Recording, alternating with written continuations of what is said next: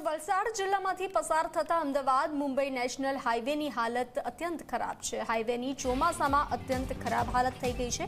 વરસાદી માહોલ વચ્ચે પડેલા ખાડાઓ દેખાતા નથી, તેને લઈ અનેક અકસ્માતો સર્જાયા હતા। વરસાદે વિરામ લીધા બાદ પણ ધૂળની ડમરીઓ ઉડી હતી। હાઈવે પર ધૂળની ડમરીઓ ઉડતા વાહન ચાલકો પરેશાન થયા હતા। વાપીના બગવાડા ટોલનાકા નજીક શુભમ ગ્રીન સોસાયટીમાં રહેતી મહિલાઓએ રોષે ભરાઈ અને અમદાવાદ મુંબઈ નેશનલ હાઈવે પર ઉગ્ર વિરોધ પ્રદર્શન કર્યું હતું। હાઈવે પર વાહનોની લાંબી કતારો લાગી ગઈ। હાઈવે બાનમાં લેતા નેશનલ હાઈવે પર વાહનો થંભી ગયા હતા।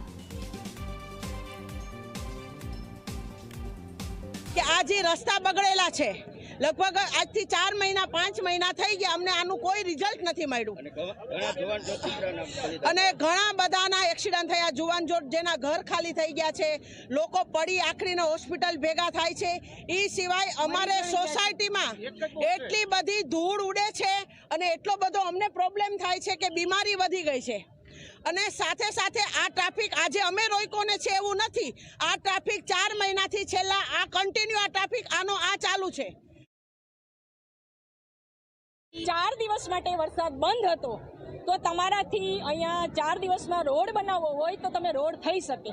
સીએમ આવવાના હોય તો એક જ દિવસમાં રોડ થાય છે, તો આટલા ધૂળ ઉડે છે, આટલા ખાડા છે, તો 4 દિવસ બંધ હતો તો ખોદીને અહીંથી ઉદવાડા અહીંયા અવધ સુધીનો રોડ 4 દિવસમાં ઓલરેડી થઈ જ જાય, તો એ કોઈને ના દેખાણું ખાડા। ખાલી તમારે ટોલ લેવો હોય તો ટોલ માટે તો કોઈને જવા દેતા નથી।